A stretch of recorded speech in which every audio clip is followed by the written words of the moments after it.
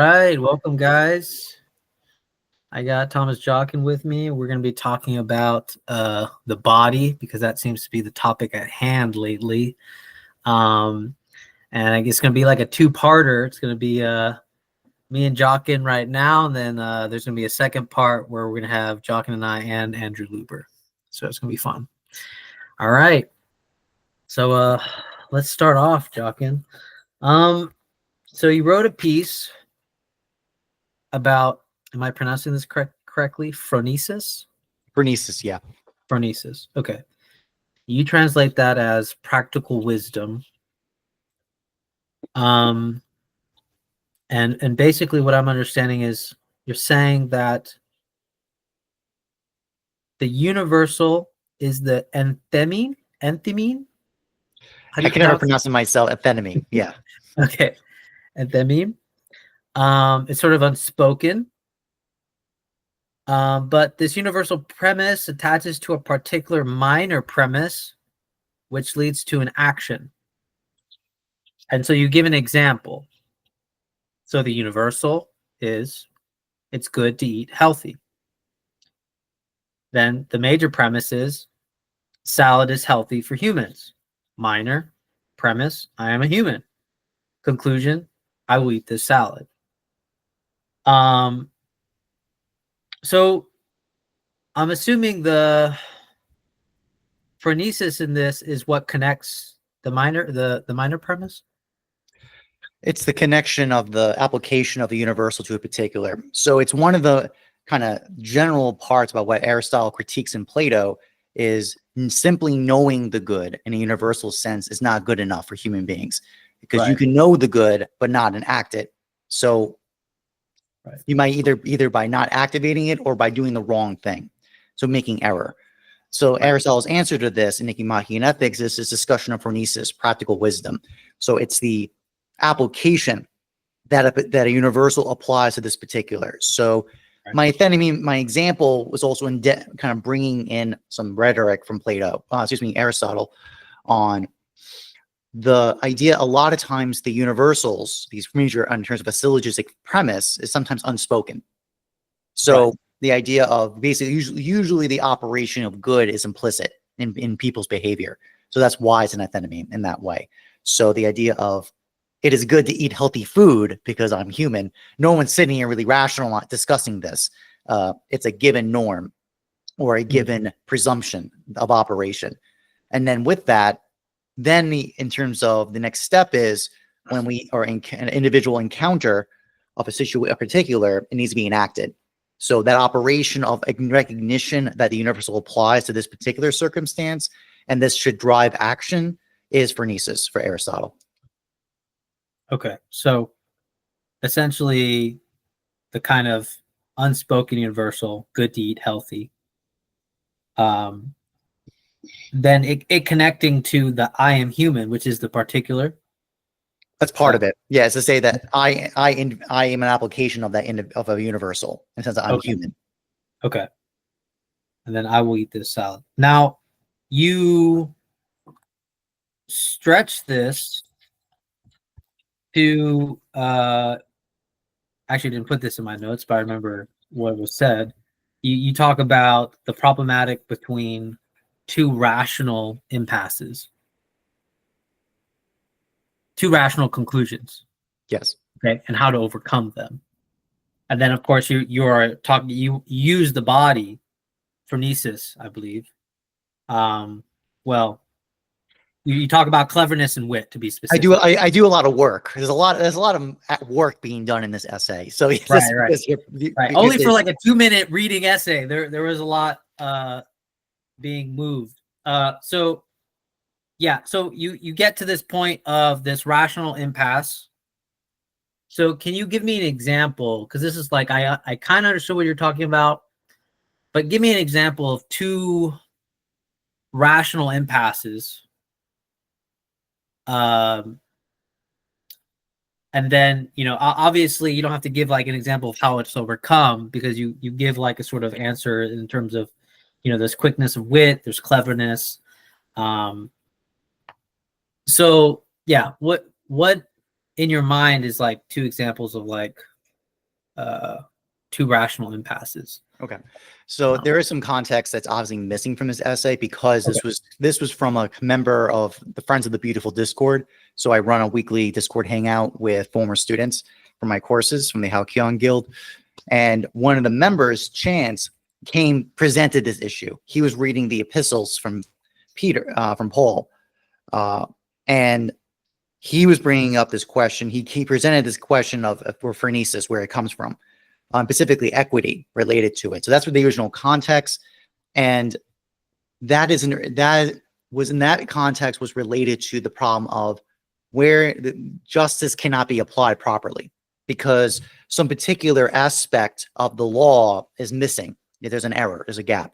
So that's why for Aristotle, this concept of equity becomes incredibly important. It's the perfection, the supervening perfection of justice, because law works in universals, but particular individual cases have circumstances and conditions that are errored. There's a difference, there's a distinction, there's a difference. And as opposed to the example, the metaphor used, an example image used by Aristotle is instead of a hard line, universal edge of a ruler, it's a flexible ruler. It's used to measure basically organic shapes. You can use a plastic flexible ruler that conforms to the shape. And that difference in form and relationship, that's what equity addresses. So they might result in some intervention that's different. An example that's used in other sections of Aristotle is that when a trainer is working with someone, the average that's good for humans is the universal, let's say, is 6 pounds of food per day. Let's say that's the example Aristotle uses. But a particular pupil, maybe underdeveloped or overdeveloped, might need less or more. You would not give the mean reality for both individual pupils. You would adjust. The trainer accommodates. That's a form of equity in the sense of you give less to one, more to other, because one exceeds the mean, one is deficient of the mean, as an example. Okay, but that's just a larger context of what that was getting talked about. Now, what I brought up with this particular answer, first, the discussion with Chance went first in the discussion when I talked about this idea of applying a universal to a particular, it would seem like an algorithm, like a computer could run this. And this could be kind of an algorithmic application, right, of a universal to a particular. Does it apply and match? I pointed out that no, it doesn't really work because if you have competing goods that are and that's what Chance said, whatever you have co-equal goods, or he says in law in cases where they're exactly co-equal, there is no way to bridge the gap. You cannot, it's not so easily clear that which of these two claims of goodness or righteousness is the right one. What do? The algorithm's at an impasse. I made a joke about this. This is basically what we do at bureaucratic hell, like kind of a Kafka-esque bureaucracy, where there's a trap loop, a failure loop, where if you follow the parameters as they are described. For example, you need form X to do Y, but then when you go to the office to get form X, you find out you need Y to get it. Now you're stuck. No grunt bureaucrat can help you because you're going to keep passing to the same representative from each department. The only way, and this is how I tied it into phronesis, the only way this gets broken, this feedback loop of failure, is some supervisor to come in with phronesis, with kind of an assessment of the circumstances and understand there's a larger law. There's some larger priority that's more than the explicit protocol that they can supervene on and act and then get you out of the loop, as an example. And that bureaucratic example, another example is that Daniel Gardner and company will love this point, the Nash equilibrium problem. If people do everything, every actor does what is the rational protocol, you end up sometimes in Nash equilibriums that are suboptimal. The common example is we all want to get out of work so that we don't get stuck in traffic jams. We all leave at the same time, but we're all down stuck in traffic jams together. If you just use the parameters as given, you're going to end up with Nash equilibriums, which are suboptimally not rational. So how do we break out of it?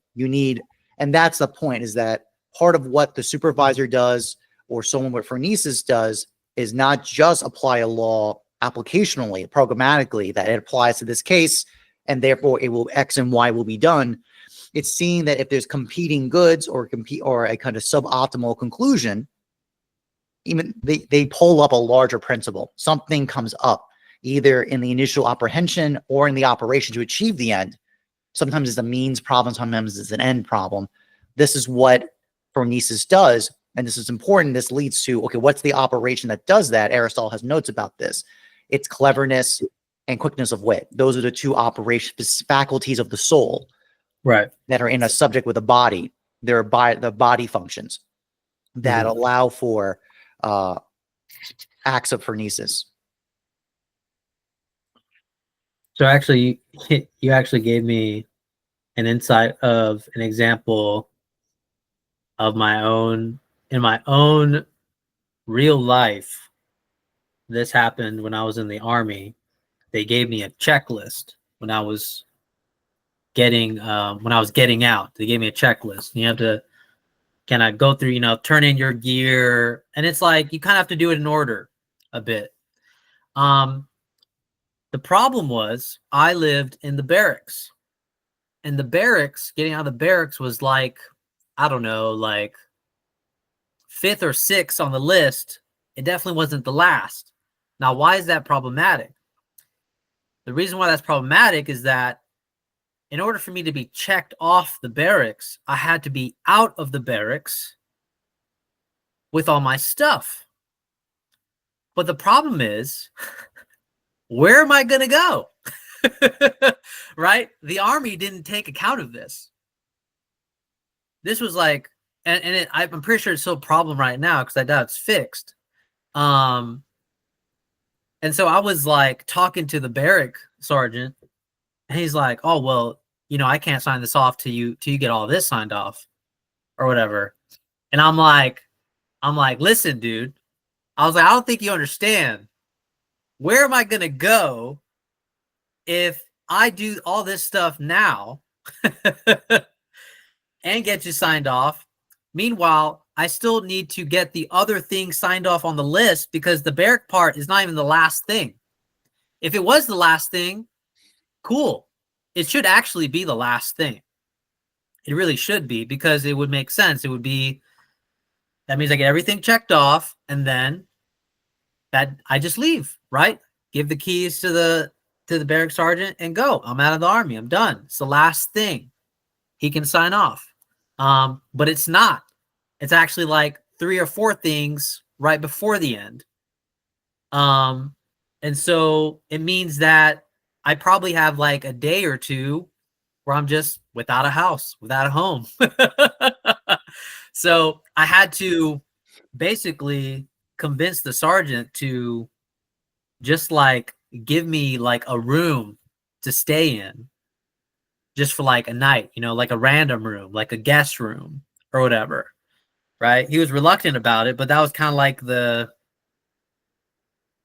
spontaneous of it. Just like, yeah, it's, you can't, like, there's no way out of this without doing something outside the paradigm, essentially. So he did it, but it was crazy how much I had to fight for it. But yeah, so that's actually very, like, to me, that's like a very good concrete like example of how there has to be like some type of cleverness or wit involved to kind of get out of the impasse. Yeah. Because I couldn't move forward with my shit without getting this barrack signature. It wasn't like I could just skip over the barrack signature stuff. I had to get that and then get the rest. And yeah, so it was just like a ridiculous little circle that I just couldn't get out of until I had to do something, convince somebody to break the algorithm, essentially. Yeah, there are 2 parts of that. Exactly. Like part of it, one, where it required, that actually is a really interesting example, because as opposed to, it wasn't like the supervisor did it, you did it. Like that's kind of the thing. Like that's also a very important detail, because even my account was generally assuming that there's a judge, there's an actor that's external, supervisor, judge, someone, some human that's operating outside the algorithm, right, that can intervene and basically suspend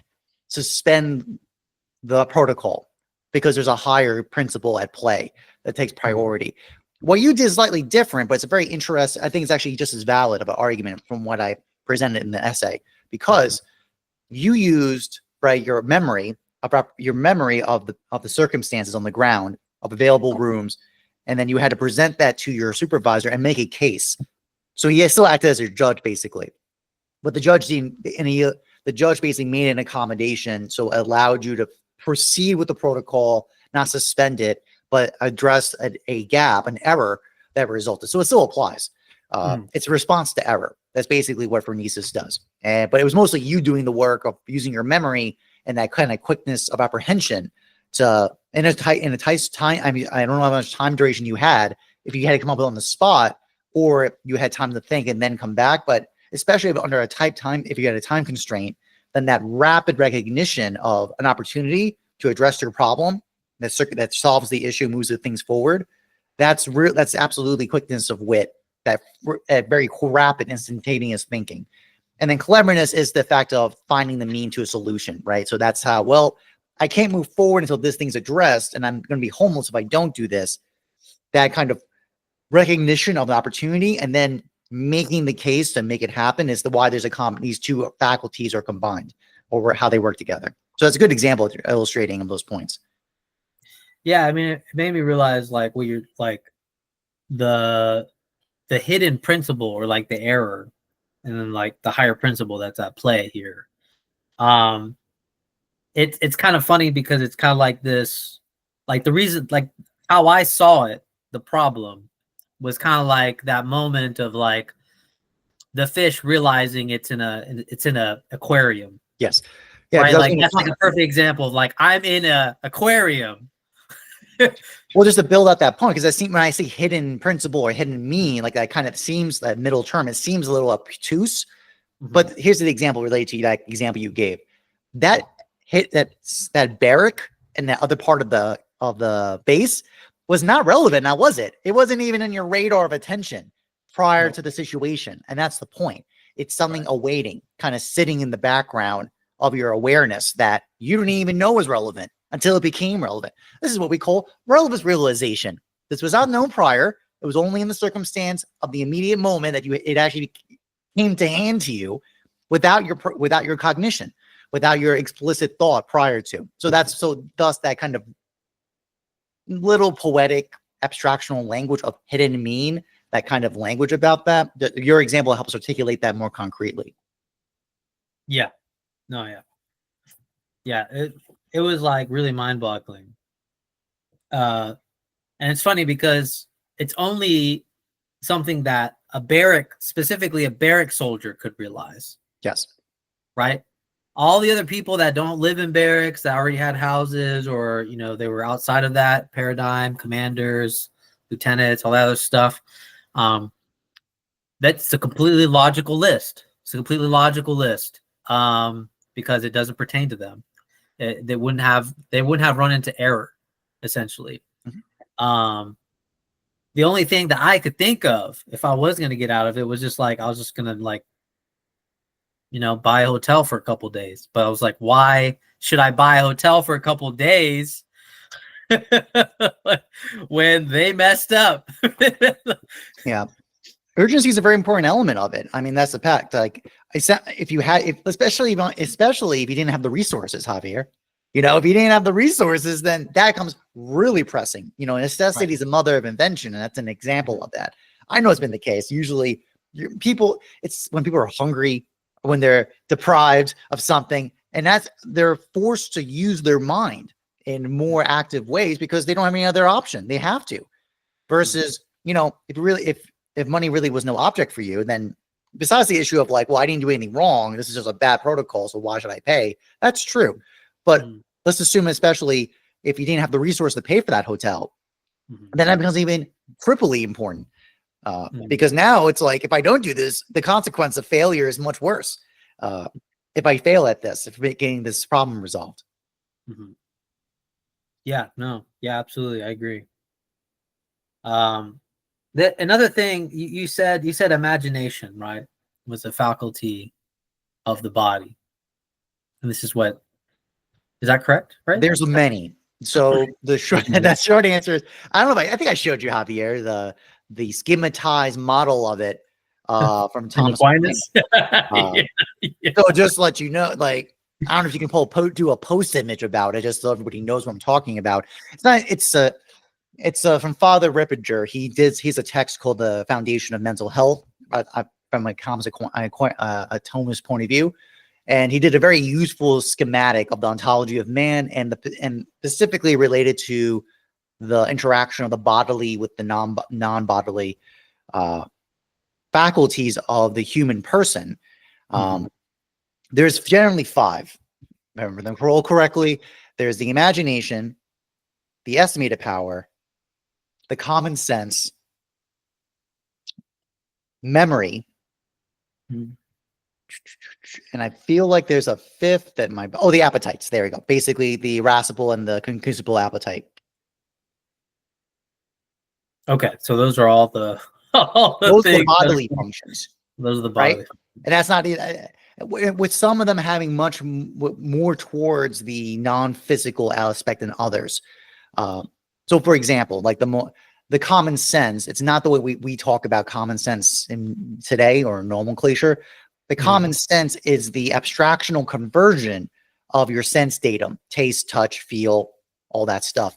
That gets converted into basically, that's part of the operation of the phantasm. And the phantasm is the abstractional object that the intellect uses, that's processed and held in the imagination, which can be stored in memory. It gets stored in memory and is used in the operation of the estimated power. So that is the quickness of apprehension of threat and basically pleasure and pain, advantageous or disadvantageous. And I think some believe is also related to beauty and ugliness, having an attribute of that as well. So these have multiple confounding interactions with each other. I think the one that you got the most pressing you found for you was the will, that the will operates down on these things, but is also affected by this. So it goes in both directions in that case. But so to answer your point is the imagination is a very important instrument of the body that affects with the consciousness of a human person. Now, this is what's interesting. Recently, I was listening to this lecture by, it's like not really a lecture. It's like actually like a talk. It's this group called Acid Horizon, their podcast. They had Catherine Malibu. They were talking about her book on anarchy, which, side note, very interesting takes that she has on Aristotle and his idea of first principle.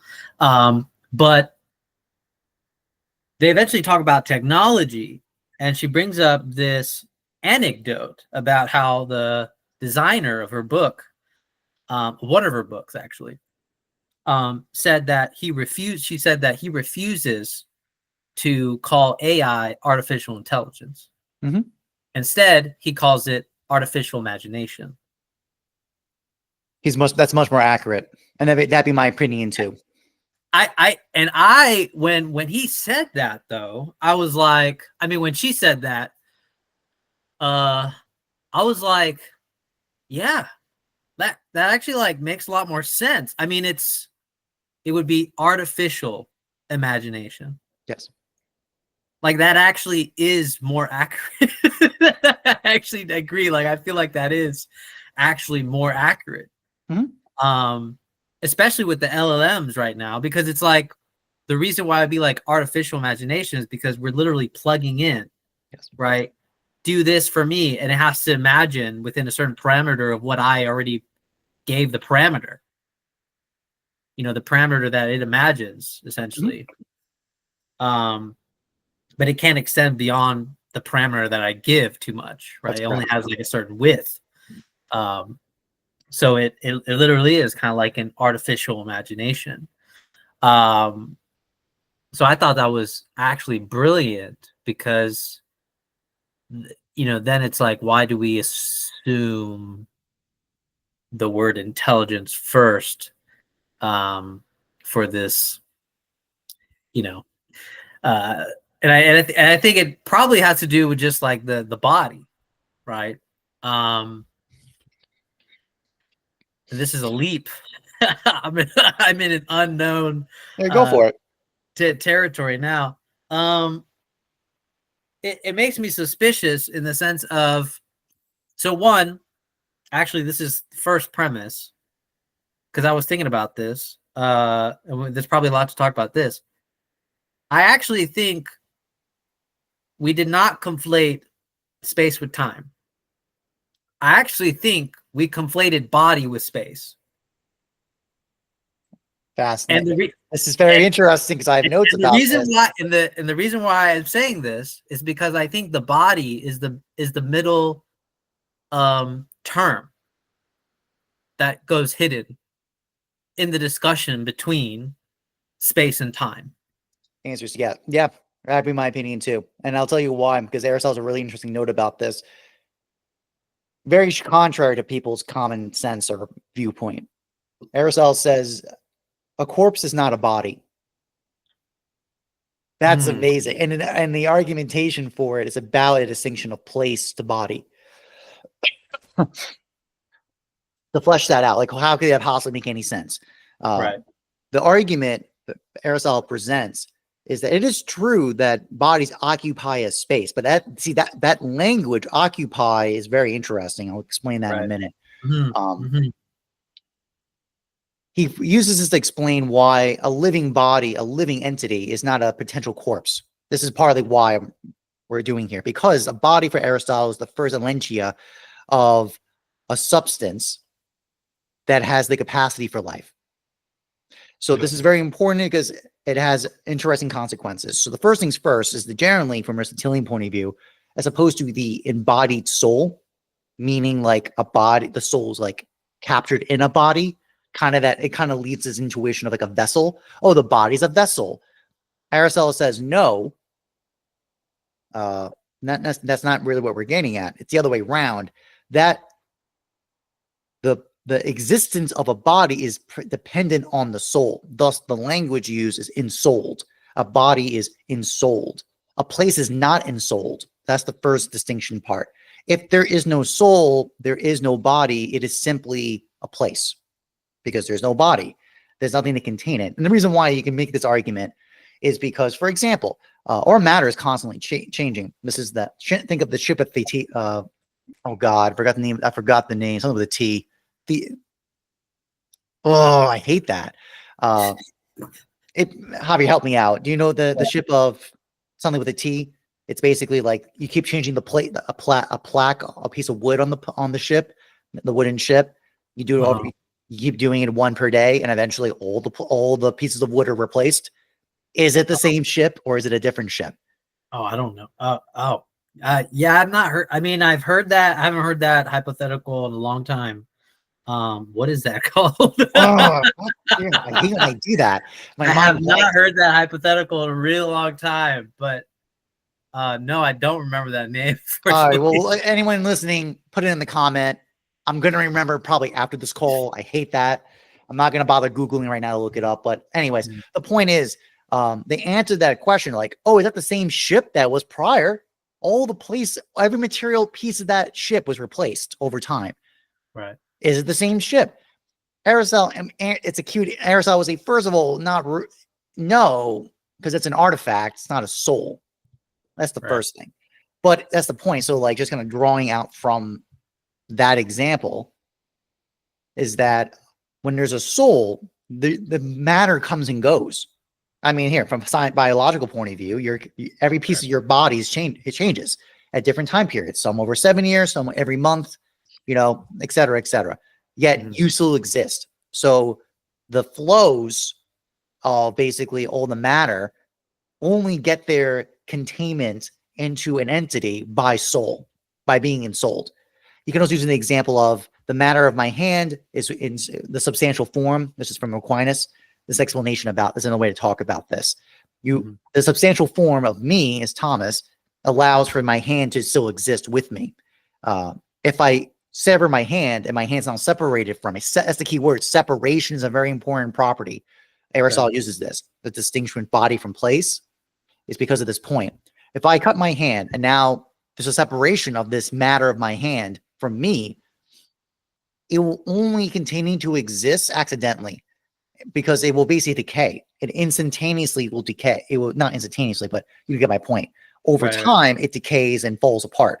It does not get, as the matter is flowing, it does not hold its form as a hand of me, because Right. it's been separated from the substantial form that is me. So that is what a body allows for. A body is the first actuality of the form of soul, which has the capacity for life, because that's the whole point. Body has a relationship to life as well. Place does not have that. Another way to talk about this idea. So